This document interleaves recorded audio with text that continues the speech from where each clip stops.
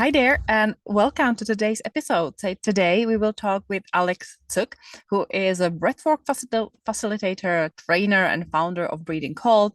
He is specializing in nervous system regulation, transformational breathwork, and conscious cold exposure. So, all the good things that we love talking about here. But this episode is not really technical. This episode is not really about all the modalities, even though we talk about breathwork and we talk about mindfulness. It is about Alex's journey of discovering and being immersed and being forced into mindfulness, meditation, breath work, and where he took it. But it's also a very good episode about change and our resistance to change. And he speaks in a very simple, no nonsense, no bullshit language, gives us permission to really be who we are and put ourselves first, and takes us on a very, I'd say, honest and open and empowering journey of self discovery. So I think you will really like this episode. I really enjoyed conversation with Alex. So grab a chair, grab a cuppa, and join us. But before we get into this beautiful conversation, here's your reminder. Please subscribe, share, and like these videos and these episodes, because the more you share and like and subscribe, the further reach we get. And we have such powerful wisdom coming through our amazing guests. And for those of you who've already liked, shared, and subscribed, thank you so much. We really appreciate your support. But now let's get into this wonderful and really authentic and honest conversation. Hi, Alex. Welcome to the show. Thank you so much for being here with us today. How are you? Thank you for having me. Very happy to be here. I'm pretty well. Thank you. Well, let's dive into it. Tell us a little bit more about yourself, who you are, what you do. But my angle always on this question is kind of what it is that gives you the fire in the morning, what inspires you to be on this path Mm. that you have chosen. It's not like, oh, I have this profession and I have, this list of credentials and Mm. I'm doing this. It's more about what made you be this way and do this thing. Mm. So my honest answer is I'm amazed by how much I get to know myself more and more every day. And I'm enjoying that so much. And it's not always in ways I expect or I want to or I enjoy, but it's just that every day is an opportunity to explore parts of me that I don't know so well, and I just love that, and that gives me a lot of peace in my life. Just I have that almost like as a life purpose to just just live life, enjoy life as it is, that it comes my way without having goals or plans but more enjoying every day with whatever challenges or joy bring comes, and enjoying the highs and the lows the same way. Already I feel connected. I already feel like my kind of a Mm. person because I'm on a similar path of, my goal is just to live a good life, like to have a really good life, simple, enjoyable, happy, Mm. fulfilled, without any, expensive things and complicated things and big goals. And the other day I was Mm. at a conference and the speaker there was like, "Oh, you need to have this big, hairy, audacious goal to really want to change the world." And I'm Mm. like, no, you don't need to. If you wanna, if you're inspired, if you feel like that's you, you can. My big audacious goal is just to live a good life for as long as I can and make my cat happy. I like to say I want to live before I die. That's a soundbite. That's a wonderful way to put it.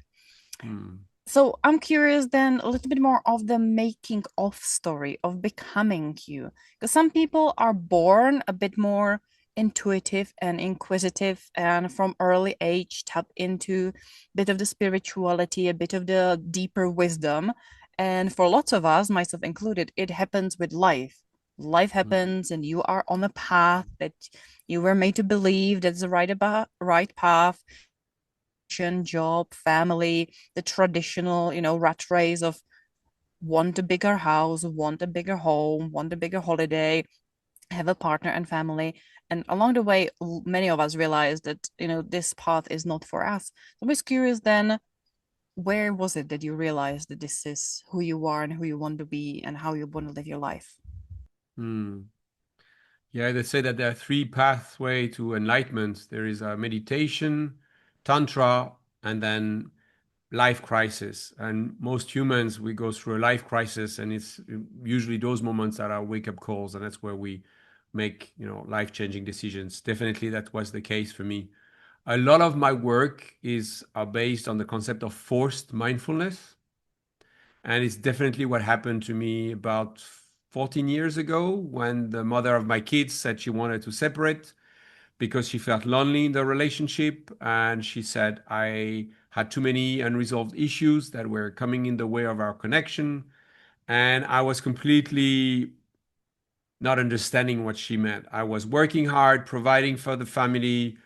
Yes, I didn't cry. Yes, I was not connected to my emotional bodies, but I believe that you are born and you are the way you are, and you don't change, and it is what it is, and I am the way I am, and I didn't want to lose the relationship, so I went to therapy, and after 3 days, Grace, my therapist, said she couldn't get anything from me. I wasn't opening up, I wasn't crying, I just didn't know what she wanted me to do. So she took me to a breathwork session, and I didn't have a choice. I had to go. And only because the therapist was there, I agreed to lay down. It was not an environment I liked. It was a bunch of hippies, and I didn't align with anybody. I didn't want to be there, but I didn't have a choice. So I lay down, and something happened that triggered me in the space, and I received some kind of a download. I don't know what it was. I had a flash, and then I saw in a split second, in one breath, literally one breath. It was almost at the beginning of the session. I realized what was wrong in every connection to my parents, to my kids, to my partner, to my business, and of course to myself. And I started crying for an hour and a half. And at the end of it, I was covered in snot and sweat and tears. And I just shared with the group, and I would never share with the group. I said, I'm changing everything. And I really believe that if someone like me, so disconnected from my physical, emotional, spiritual body, could have such an experience, then this was real. This was not something woo woo or spiritual. This was very tangible. I was a living proof of it. So after that, I didn't sleep for 3 days. My whole world was shattered, and being a very grounded person, I studied it. I needed to understand the science of transformation. I needed to understand the science of how we change our minds, what's happening in the brain. And I started to practice and to explore and to explore different modalities and plant medicine and breath work and movement and name it. And I'm still on that path. And and if you would have told me that I would be doing this and talking to you, and I've trained more than 7,000 people now, I have a method that people are facilitating around the world, I would have laughed. I would have laughed because I would have laughed at someone like me. And that's it. That's the story. And it must have been hard to accept this change, was it? To go It from wasn't. I didn't have a choice. Just a yeah. clear realization that everything I believed about the world and the art of the world, and Mhm. I, I was just conditioned. And it's the Truman Show. Boom! All of a sudden, I saw that everything was a joke. Everything was fake. Everything was, and I couldn't carry the mask anymore. I couldn't carry the shields and the protection anymore. And I had to dig into and turn around everything.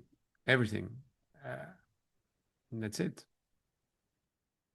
I love how you've, that you go into this room with, as you said, the hippies and this environment that is not your environment, and your brain is obviously in control of your life up until that point, and it's all things that we are taught. I mean, we taught at school, we taught as a teenager or adults, don't be emotional, don't do this, boys don't cry, men don't show emotion, don't be too sensitive, don't. And then there's this wonder is, why are we feeling incomplete? Why do we feel like this? And I really appreciate that you shared that you know, went to therapy and your therapist realized that, you know, she couldn't help you, but took you to a breathwork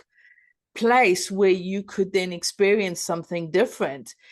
And of course, it is having that courage to do it. Like you said, it was an environment that you wouldn't normally go in. You just felt that this was, you had to make a change. And what you were doing before that time was obviously not working.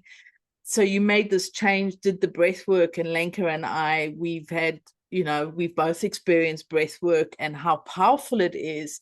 So I really appreciate you sharing it, because especially as a male, to share that they, as you said, full of sweat, snot, and tears after an hour and a half, it's not something that is not an easy transition. I mean, it was quite a transition, but it just shows that when we open up to connecting with our emotional selves, with our physical selves, and even with our spiritual selves, how much we can change and transition into being more than who we were beforehand. So I just wanted to say thank you so much for sharing that, because it is so powerful, and so many people are in that place of, this is the way I am, I was born like this is who I am, and just stay on that path. But to actually come off that path and to realize,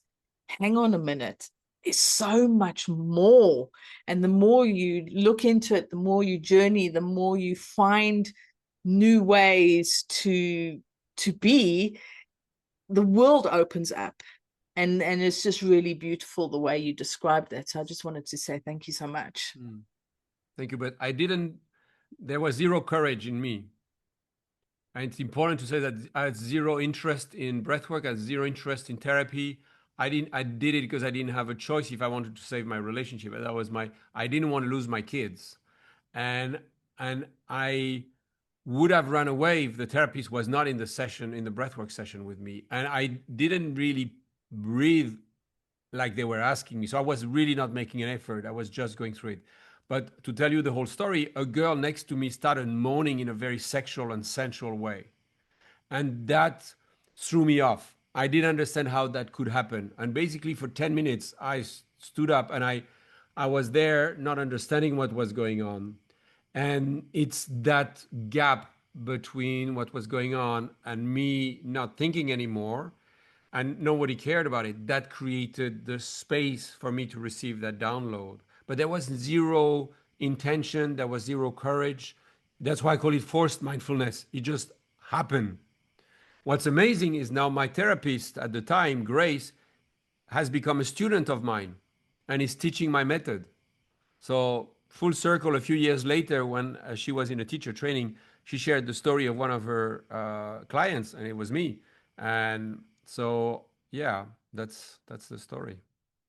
So after this experience of, you know, realizing, or just being in this space, and then, as you said, you didn't sleep for 3 days, you researched, you wanted to understand, you looked, and how the brain and everything else is, where did you go from there? What was the journey like through this transition to getting you where you are right now? Because it's not just a one-off thing, but there's this change, there's this process. And once you start on this journey, we start to really realize how much we don't know, and how much more we can learn and progress and find out.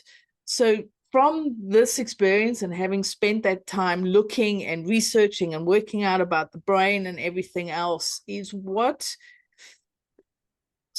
directions did you start to take, and why were you following the direction you were going into? So in one word, I followed my heart. So there was no more structure. There was no more thought process. I didn't think of I was running a business at the time, so there was no interest in me in being professional with that at all.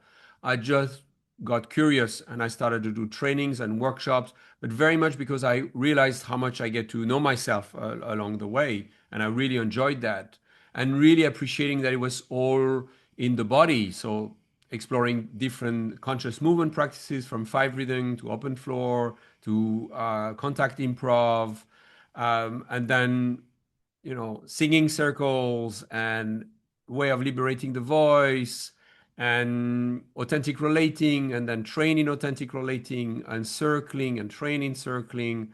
So it's been just an ongoing journey that I'm still on to just explore how we can get humans to reclaim their wounded parts, to shift, to not be defined by their past, but by their future, and how any human can liberate themselves from the stories that they believe.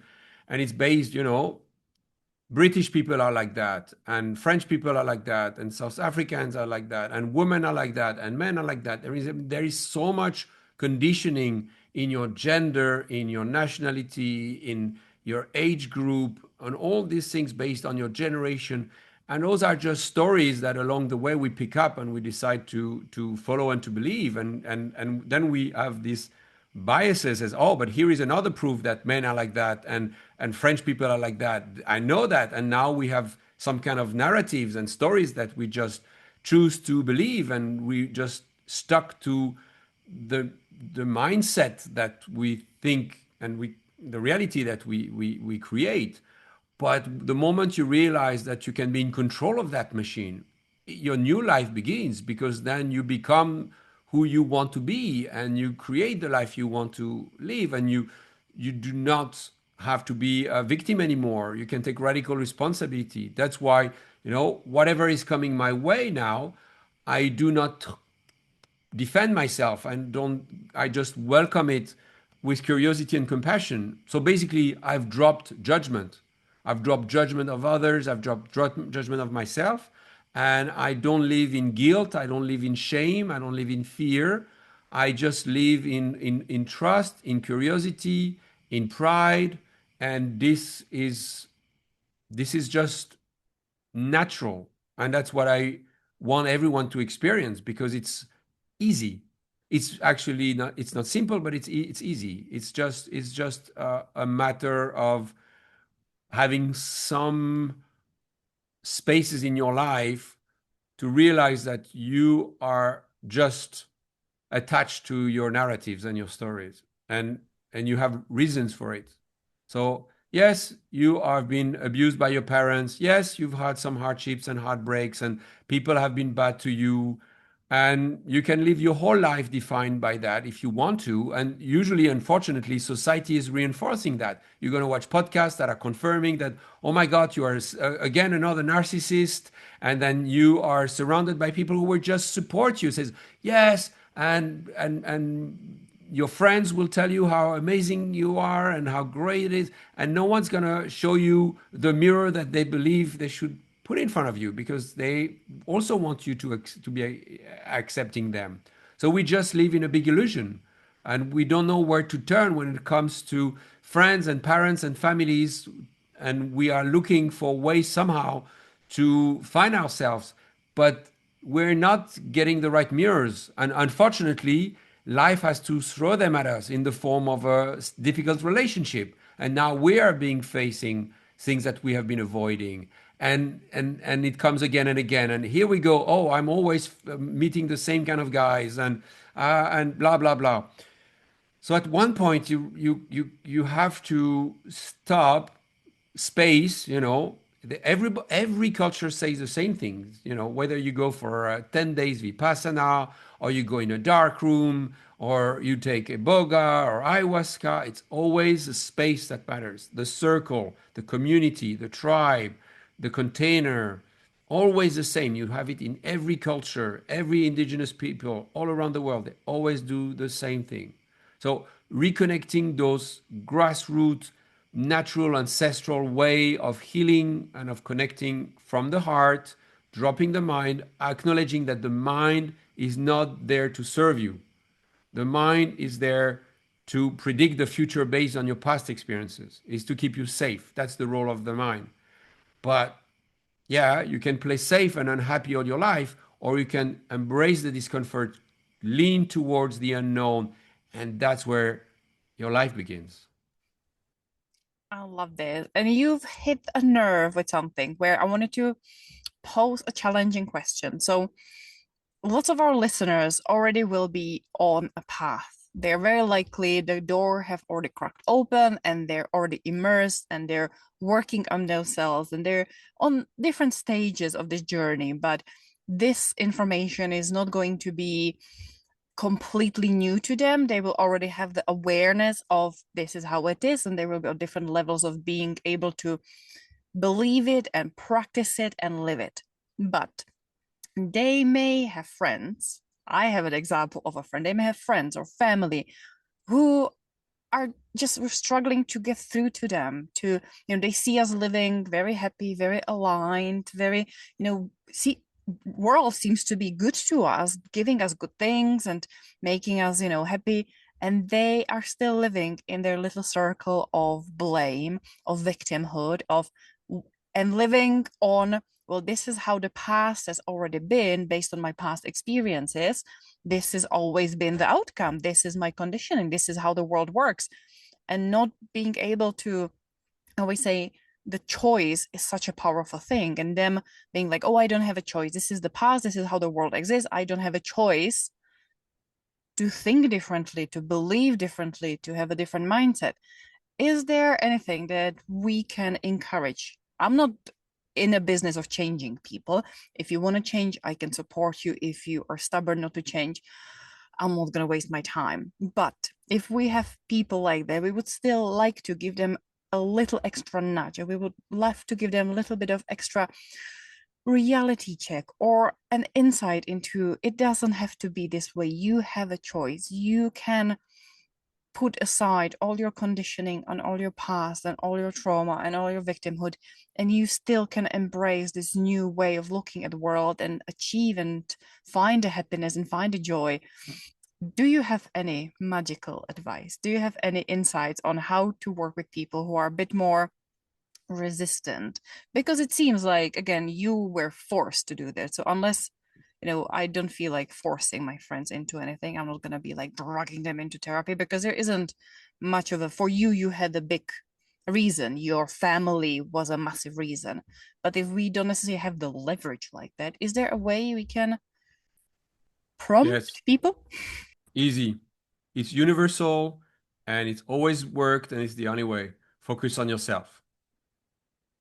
We say that, look at kids. Kids wants to do what they want. So, how do I want my kids to change? I'm just going to be an embodiment of whatever I want them to be. And if I am an embodiment, and if I put my phone away at the table, then of course they're not going to have their phone. So, it is about me living in alignment and being an embodiment, and then from that place communicating and just talking about myself. One of my key principles in the training is fuck everyone. We don't fix people.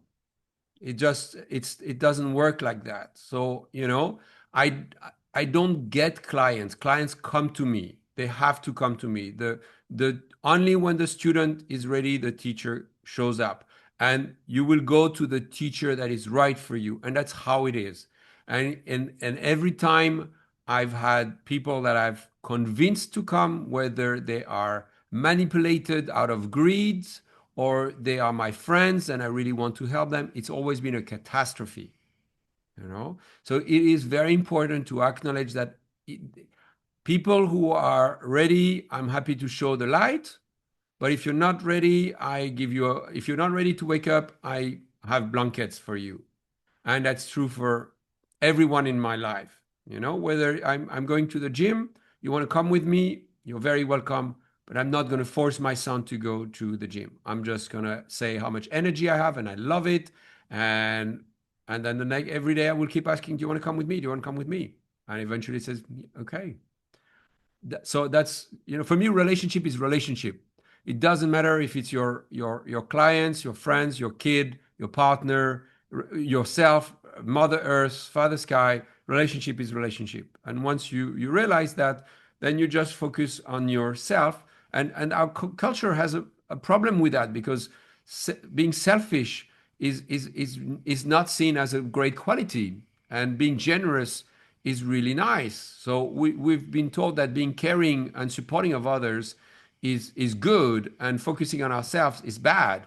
Well, so there is a shift in perspective to have, because if I take care of myself, I'm also giving you your power back, and that's true. Again, I have two kids. That's true for my kids.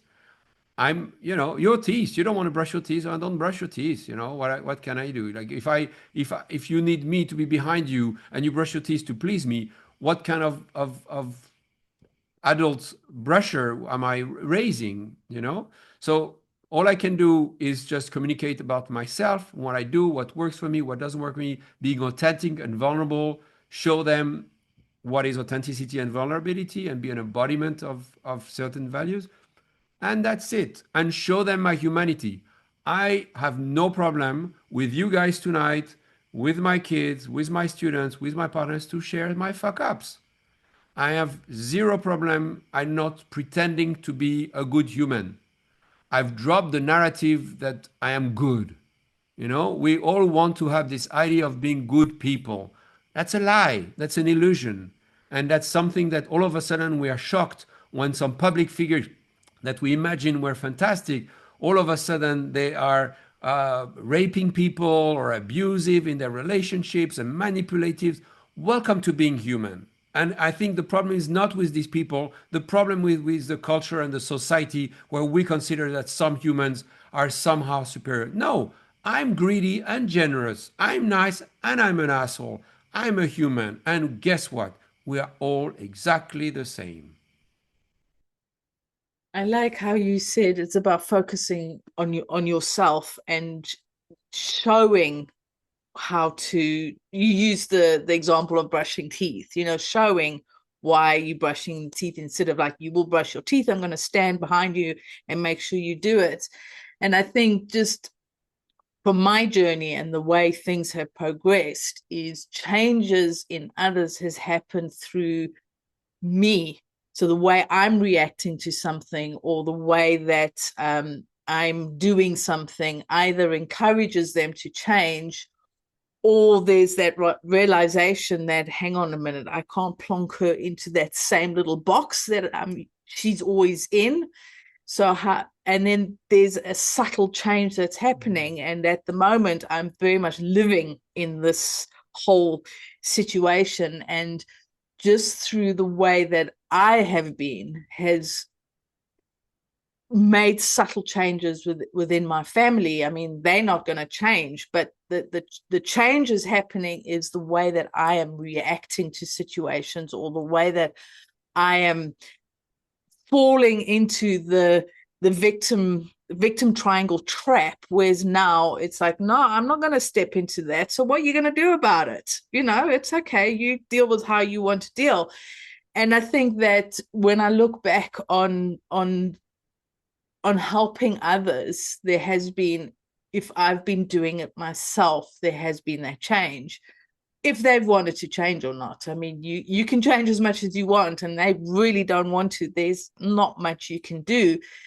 But then it's most probably, it's allowing them to make the choice not to change, and giving them that space, because that is their choice, to change or not to change.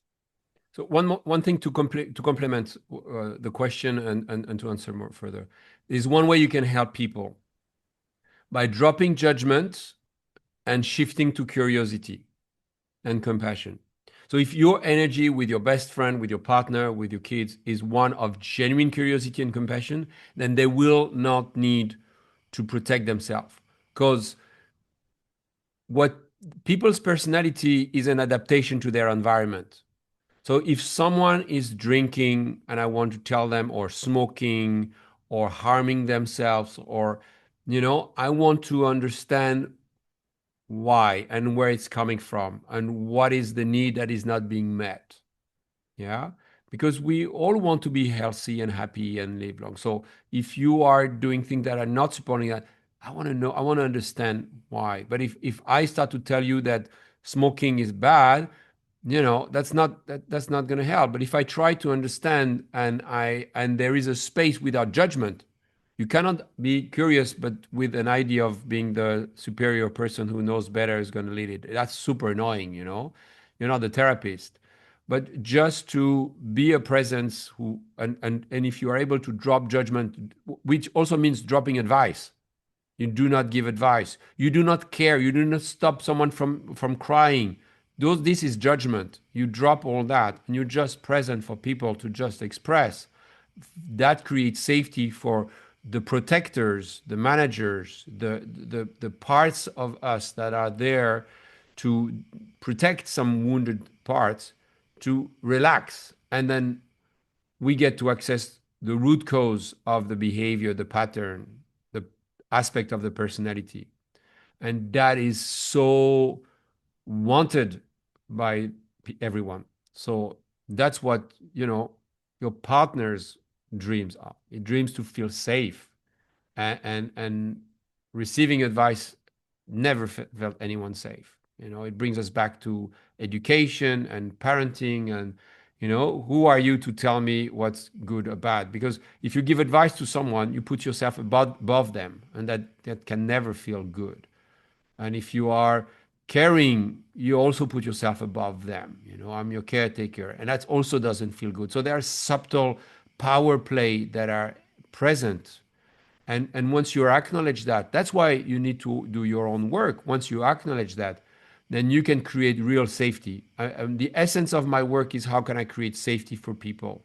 And that's by giving them their power, by not, I don't tell anything to anyone. They are just sitting in circle. I create containers of 3 weeks in Bali.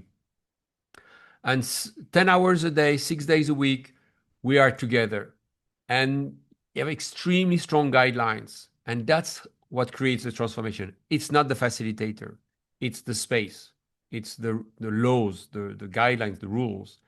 And that creates a space where I know that I'm here just to take care of me, because he is also here to take care of him. And and me embodying that I'm a human with my flaws and my attractions and my issues, and I'm owning them and I'm presenting them. It gives permission to others to do the same. In parenting, the more I show my vulnerable side to my kids, the more they feel safe to share with me what's really going on. A lot of people complain that kids don't open up. Do you open up? And how much do you open up, or do you pretend to open up? And the moments you are opening up, they will feel safe and they will open up. So it requires a level of authenticity that is rarely experienced in this world, because we don't feel safe. We have to pretend, we have to wear roles and masks, and to be loved, to be accepted, to be part of the society. And this is the game that we agree to play. The moment you step out of the game, your life will begin, and it's going to be a life that is going to be disconnected to achieving anything. Like you need to have a partner, you need to have kids, you need to be rich, you need to blah blah blah blah blah. All this pressure to be someone, and to do so much. And the moment you relax and you stop caring about, that's why I say fuck everyone. Just relax for a moment. You're gonna die. You're not that important. And one living proof is, look at all the successful people. They're all suicidal and depressed. There's nothing worse than achieving your goals. At least when you have goals, you can struggle towards something. What happens when you achieve your goals? You realize it was pointless. There's nothing at the top of the mountain. And that's something to realize. When you in mindfulness, when they say once you reach enlightenment, and once you have it, then the next step after enlightenment is to go and do the dishes. So it is a little reality check where people will sit in meditation hoping to achieve something eventually, and then there's nothing there. Love that. It just really, like you said, it's after enlightenment, you go do the dishes. Yeah. We still need to function. as humans. Okay, if you want clean dishes, you got to wash the dishes. Maybe you don't want clean dishes, then that's fine, then don't wash the dishes. But what about when somebody is going through a change and wanting to make the differences, but they are living with their reality? They're living with the people around them, family, colleagues, partners, whatever it is. And I know that you said it's about creating a safe space. How can people create that safe space for themselves? Because when you are going through a change, you get the judgment, you get the, what's wrong with you? Why are you doing this? That doesn't make sense. You're getting all the stuff thrown at you, and it's all very well creating a safe space, but how can people find a way to create the safe space for themselves? The truth and the reality is that it might not be a good idea to go on that enlightenment and consciousness journey, because it's a very disruptive path. It's very likely that people who were part of your reality and the buildup of this conditioning, you will need to create distance from them. So it is a lonely path, and it's not necessarily a path that brings more happiness. Often people expect happiness as a reward, and awareness is very different from happiness. And yeah, boundaries, back to the rule number one, fuck everyone. That means maybe your partner, your kids, and your parents, and that's not always the easiest. So, being in ignorance can be a bliss. And that's why I think somehow unconsciously people don't go there, because they don't really want to rock the boat. They are happy with the reality that they've built, and they just accept it, and they just compromise, and they just live a life of compromise because they want comfort, because they have a status, and they don't have the courage, and it's okay, and they don't have the desire. So, they accept somehow, and they know it deep down, that they are choosing a life of illusion. And it's whether or not you accept that you're going to walk the path of disillusion. And truth liberates, but it hurts also. And it's not always for everybody to go through that. It's a bison's journey through the storm, but it's a difficult one. Of course, on the other side, you reconnect with yourself, and you choose yourself, and that is why it's worth it. And you will meet other people that are aligning, and they're going to come your way. And of course, but it's like Indiana Jones. It requires a leap of faith. I had one of my graduates. She was from the richest family in Zanzibar, not far from you, and she was a very traditional Muslim, richest Muslim family, very famous family in Zanzibar. And she couldn't do it anymore. And she was, of course, sick, because the body is expressing what you're suppressing. So her whole body was saying, I can't do this anymore. But she had to let go of the wealth. She did the training, hasn't yet paid fully for it 2 years ago. And again, she was in a Rolls Royce. And now she's really having a difficult financial time. And she was scared for her death when she decided to go back and get her son in her country. And, you see her Instagram, she's the happiest woman in the world. She's completely transformed her whole life. It doesn't mean it's easy financially and in many ways, but you're worth it. You have one life, So it's very much about you deciding that you choose yourself above anyone. And can you choose yourself above your children? And that's something that not everyone is able to say. And again, our culture is very much saying, well, once you have children, it's a responsibility, and you make sacrifice. I mean, there is such narratives, and so it's very strong conditioning that part of being a parent and in relationship, you sacrifice and all that. And it's kind of accepted, and this is the way it is. And we just collectively choose to accept some kind of narrative. But there's no such thing as truth or right and wrong. It's just a choice. And the moment you realize that you've made that choice and it's not the way it is, you choose it. You take your power back, take your responsibility. Stop blaming the environment and the world. None of that. Oh, we women and us in South Africa and us poor people. Once you stop the narrative and you reclaim your power, you realize you have the ability to respond, responsibility, you have the ability to respond. Then all of a sudden, you are free, finally free. And again, yes, okay, it's not comfortable, but it's worth it. You're worth it. Because, of course, the benefits are disease disappear, because disease is a lack of ease in the body. And lack of ease is contraction in the fascia. It's contraction of your energy points every time you do a breath hold. So it's like a lack of prana moving in the body. That's where I connect it with breathwork. And that's why I chose breathwork as my main modality, because we really go to the root of everything with the breath. And every modality, whatever you teach, whatever you do in the world, it's all about the breath. There's nothing that you do that is not, you can go to, martial art, blah, blah, blah, whatever it is you do, vipassana, it all comes down to the breath.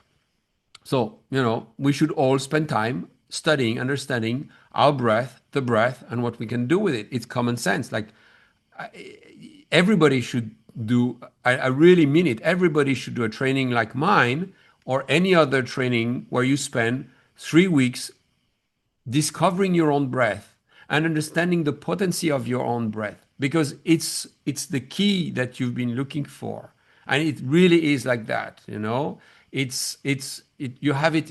Joe Dispenza, Eckhart Tolle, name the conscious leader. It all comes down to that. Yeah.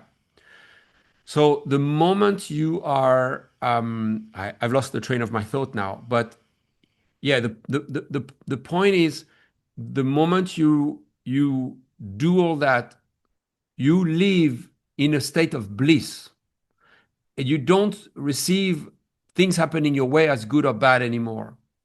It's very, very weird feeling. Like every time you feel triggered, every time you feel that, oh my God, I did something wrong, or instead of going for shame, guilt, and fear, you have now agency just with your breath, just with the practice, to say, okay, what's going on there? Why is it such a big deal for me? And it changes everything. It changes everything. I'm a father, I'm in relationship, I'm facing the reality of an ex-partner, and I have students who are not happy with me, graduates who are not happy with me, who are going through challenging time and who are pointing fingers and blaming. So, but instead of going into protection, defense, or judgment, I can just receive it for what it is. There is the four agreements that say don't take things personally. I don't think it's right. Don't take things personally and take things personally. There is something true that should be received when everyone is sharing something. I am deeply listening because it is information, it's the perspective of the person. And with that, I can sit and I just grow and expand, and every connection is a source of growth. And Nelson Mandela said, I never lose. Either I win or I learn. And with that mindset, I don't know if things are good or bad. I just know that things are the way they are. And then I adjust and I go along with the way things are. And with that, life is just an expansion. It's fantastic. This is incredible. And we could talk for hours. Like I could literally just have this conversation. We could go deeper. But there was one thing that you said that I wanted to still bring up. It's the kind of the change. And we as human beings, we're designed not to want to change. Change is scary. Change is unpredictable. We like what we know. And that often means that sometimes the familiar pain and discomfort, we're willing to tolerate it for a lot longer than we probably should, because the alternative could be a lot more painful, a lot more scary. It could be easy and fun and wonderful. We don't know that. So if someone is sitting in this pain and discomfort and they're afraid of change.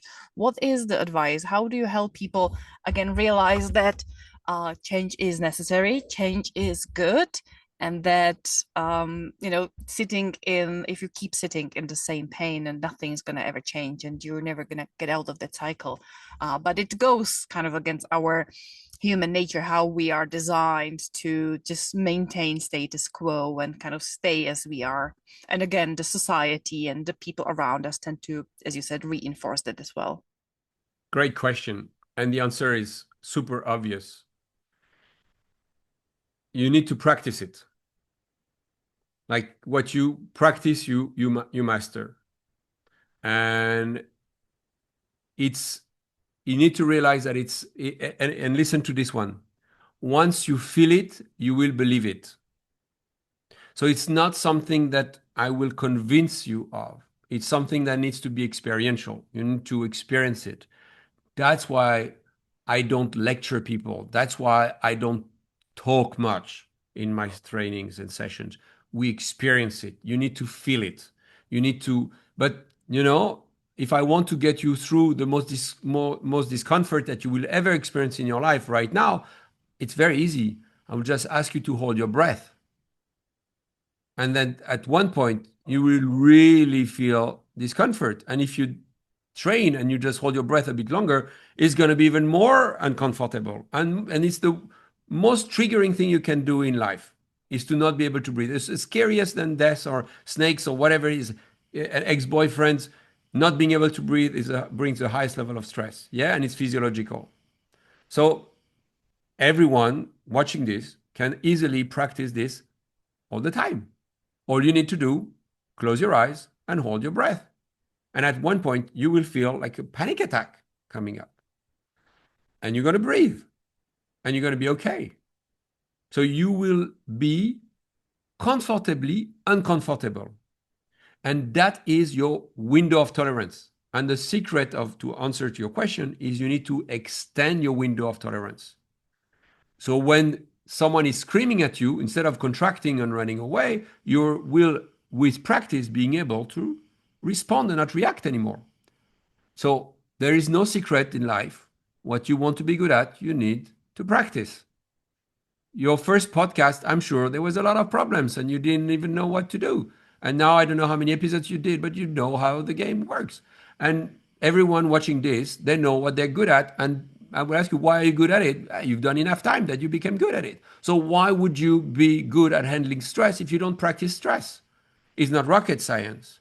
Hence the practice of ice baths, of being on nails, or anything physical that I do every day that gets me from a place of discomfort, because I'm expanding my window of tolerance. I'm creating new neural pathways, because when I go on nails, I put my feet on nails, or I go into an ice bath, I don't like it. It's not nice. I want to run away. But it feels amazing after. And guess what? When I send an email that I've been postponing for a long time, I feel great after. When I have a conversation with the person I didn't want to have a conversation with, and I, come on, do it, I feel amazing. So we know that there is an amazing reward that comes from doing the things that make us uncomfortable. All of them. And we all have experienced these uncomfortable situations. And whenever we face them, we felt amazing. But if you practice that, you're creating neural pathways that, oh, discomfort equal big reward. And you can do that by sitting into a sauna. Sit into a sauna. You want to get out, you're dying, sit, and then you come out of it and you feel amazing. So there are ways to physically go outside. Fasting, feasting, there are many ways, many modalities that get you to experience discomfort. But the secret is to practice discomfort. What you practice, you master. And it's all about training yourself. So when discomfort comes in unexpected situations, it becomes familiar. Oh, I know the feeling. I know the contraction in my chest. Oh, I can recognize my mouth is dry and I want to fight. I want to run away. But it is familiar now. I've made the unfamiliar familiar. And now I have agency. I have the ability to respond. And this is why athletes are so good. And there is a technical term for that. It's called heart rate variability. So it's not woo-woo. You need to improve your heart rate variability, your ability to navigate the both branches of your nervous system, to move from a sympathetic to parasympathetic. Can I be relaxed? 5 set. I'm going to play the last ball for Wimbledon. I need to serve. I'm super scared. There's so much at stake. Well, you need to be really relaxed in that moment, right? So athletes train all the time to be in really stressful situation and to be super chilled. And how do they do it? Well, 10 hours a day they play tennis. And then they do small tournaments and big tournaments, and eventually they're practicing it enough. So why athletes would be special humans? No, we're all the same. And the moment you realize that, that's where routine is important. That's why daily practice is important. And you cannot just listen to podcasts. It's not in the mind. It's in the body. It needs to be done, and in its repetition. And that's common sense. I think that Natalie will be very happy that you picked the holding of the breath as the difficult challenge of choice, because here on the podcast we have a little bit of a back and forth. I love cold tips. Not that I love them. I love them for the reason we explained. That's my regular kind of a repetition to myself. I can do difficult things. I can do challenging things, and as you said, I feel amazing afterwards, and I do it all over the place. If I find water, I go in. But Natalie, it just always looks at me like, you're crazy. There's ice. It's freezing. You're going in the water. What? So thank you for bringing an alternative of kind of comfortably challenging ourselves, of figuring out, building a practice. And I've never thought about it this way with the breath, and it makes so much sense. We've had people talking about breath work. I studied breath work. I'm interested in breath work, but this is the first time the simple, long and extended breath hold has been brought up as this the simplest, easiest, and incredibly powerful way to challenge yourself and put yourself out of discomfort and practice this, stepping out of the comfort zone and doing something new and scary. So thank you for that. Thank you. You're very welcome. Let me explain it in other words, but this is so important for everybody. When a lion is chasing a zebra, inside the nervous system of the lion and the zebra is exactly the same thing going on. It's an activation of the sympathetic branch of the nervous system. So hear me out. Excited and nervous are exactly the same. It's just a reframing. It's a choice. So you're seeing ice and says, oh, I'm excited. And Natalie, she says ice and says, oh, I'm nervous or I'm afraid. Okay. But the moment you realize that you have the choice in the narrative, it changes everything. So to give you an example, I had a very difficult separation with the mother of my kids. Really tough. We really had a difficult, almost 10 years difficult time. Yeah. And really she was a source of a lot of stress every time she was calling me. And it would take me years, weeks before I respond or even look at the messages. But then I changed her name in my phone. From her name, I replaced it with Zen Master. And now every time she was calling, I would switch to, I'm going to learn something about myself. And now I'm excited. What am I going to receive? And it changed everything. It changed my way of interacting with her, of connecting. I was not there trying to protect my grounds and contracting, but instead of says, here is my teacher. I'm going to receive something. I'm excited. So you can really apply it. Once you train at it, you can really apply it to every situation. And that gives you just a sense of, again, agency that I'm anti-fragile. I'm not strong, I'm anti-fragile. It brings another word, resilience. Things can come. I had many challenges come my way, but I know I choose how I'm going to respond. I say every day, today is the best day of my life. And I had skin cancer and had to go to the hospital to check how it was going. And the nurses were saying, why are you so happy? We don't see in oncology, we don't see people who are so happy when they come, So to reclaim your power and knowing that when you do that, you change your reality. That's why you need to do it.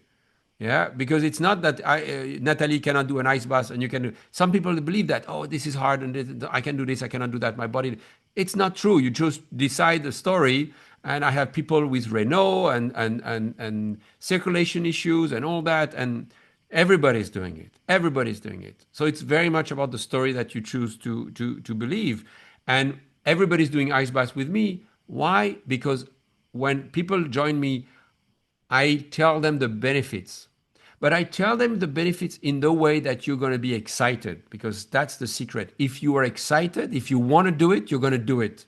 But if you do it for the wrong reason, because I tell you, you're going to increase your dopamine and what the fuck, I don't care about my dopamine, or you're going to, have some kind of hormones, you're not going to be sold on it. But if I tell you that it's going to change your relationship to control, and if you have control issues, raise your hand and then we're going to talk about it, because it's hard to trust, but this is the pathway to trust again. Now I'm going to get you to say, oh, hey, now I'm listening a little bit more. What is this about this ice bath? If I tell you it's about working on procrastination, it's about learning to be okay when things are not okay around you and build resilience. So now people do it not because someone convinced them, but just because they want to. And when you want something, then it becomes feasible. It becomes possible. And people join my workshop. They say, well, I'll come for breathwork. I don't care about ice baths. And 2 days later, they stay in ice cubes for 10 minutes. Everybody.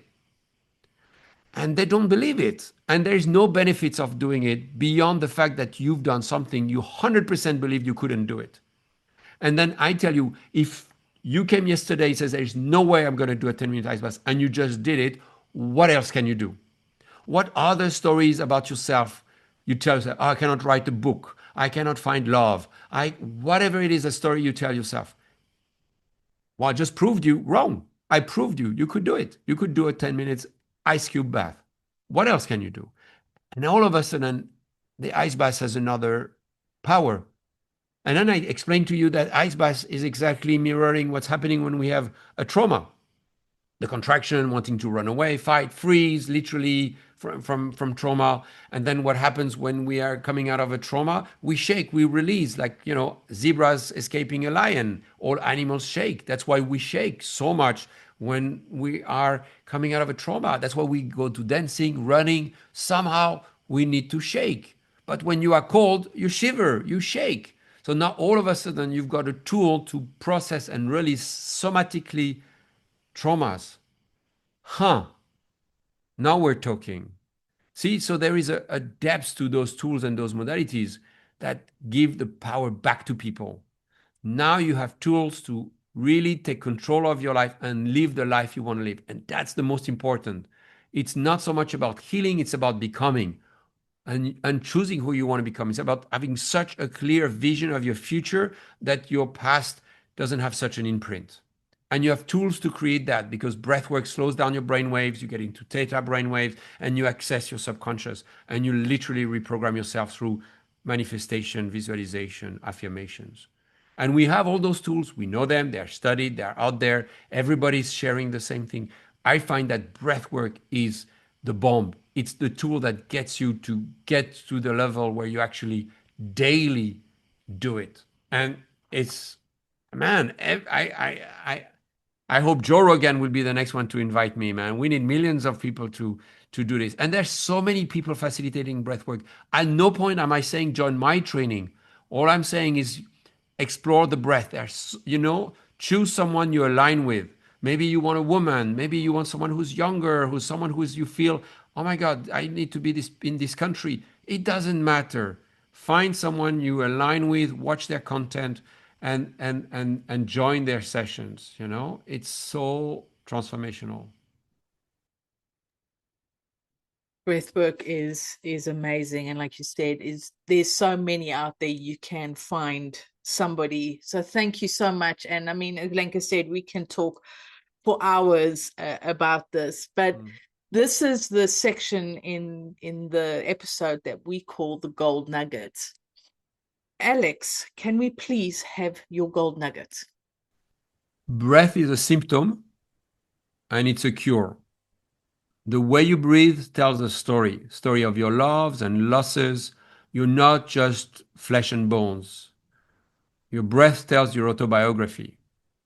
So instead of feeling there's something wrong with me, What if there was nothing wrong with you? What if there was a story that was being told and you are not listening? And the moment you feel there's something wrong with me and I need to change, stop, pause, because all your body wants is for you to listen. And the language is the breath. It's subtle tension and restriction in your breath, in your lower back, in your jaw. It's an exhale that doesn't come.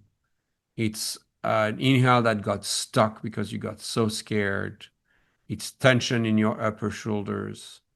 It's so the breath is a symptom. And when you listen, the body relaxes. And from that place, breath is a cure. A cure because now you have breath tools that can get you to change your state. I can go to sleep with my breath. I can digest my food better with my breath. I can have an orgasm or delay an orgasm.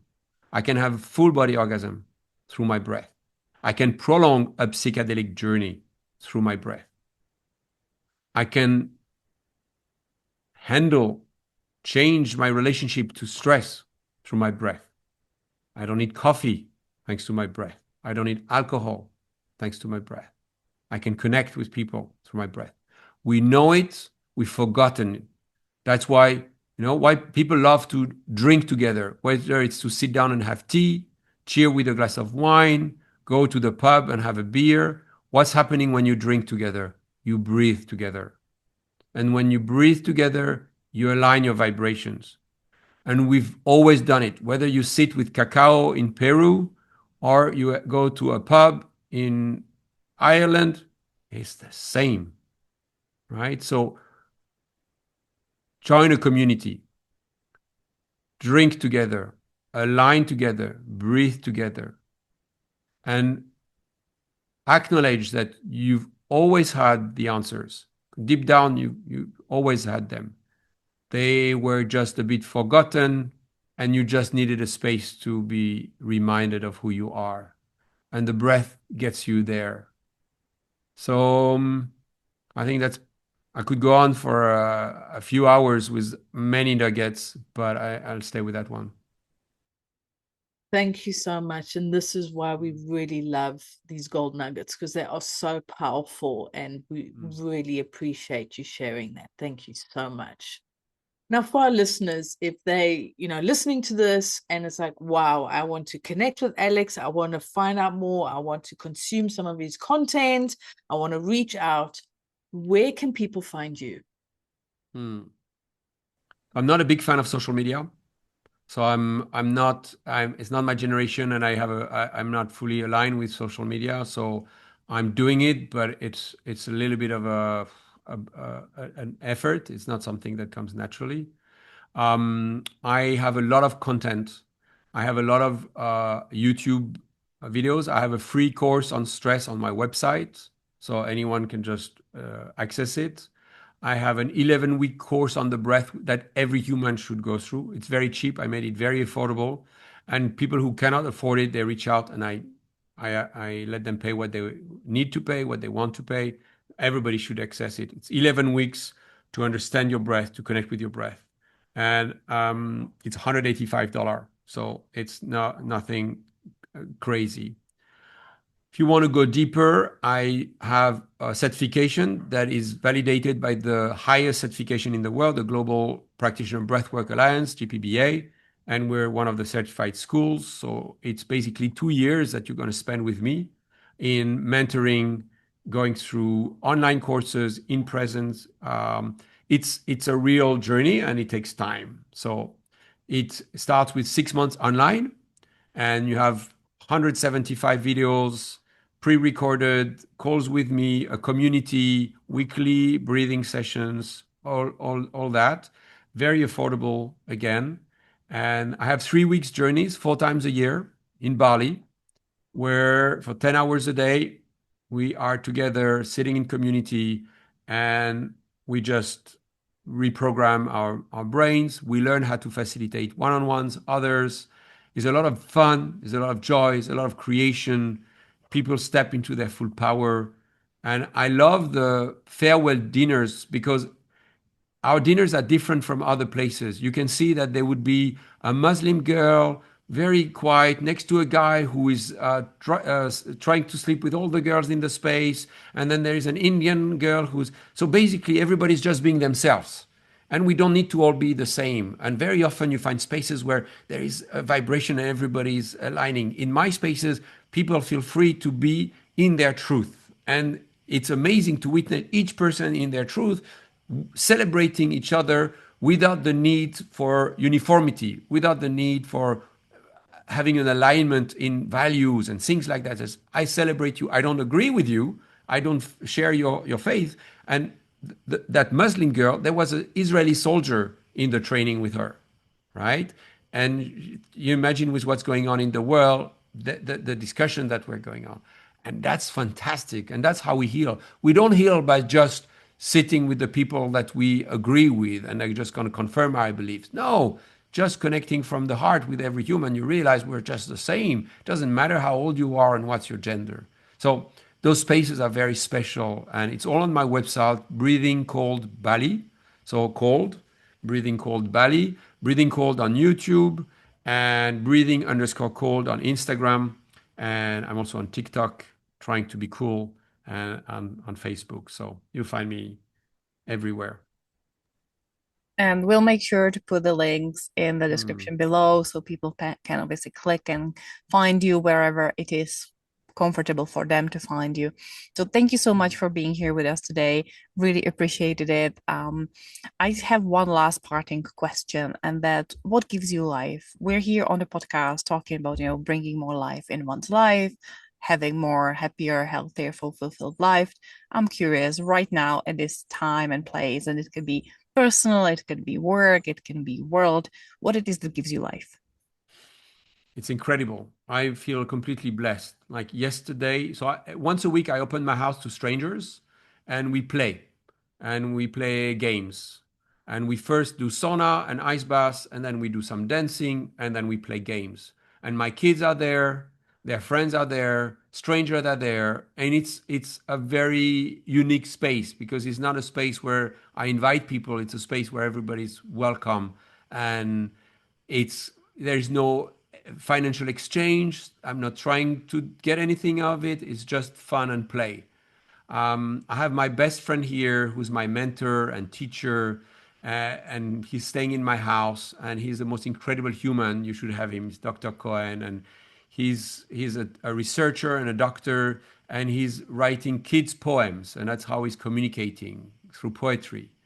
And then I'm going with a beautiful woman into the wild, sleeping in a camper van for 3 weeks in Canada in a few days. So I feel blessed in just every aspect of my life. And yeah, I couldn't be happier.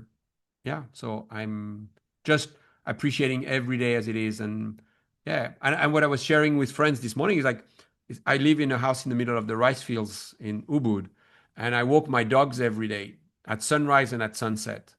And it's the same walk I do for like every day when I'm here, always do the same. And it's never the same walk.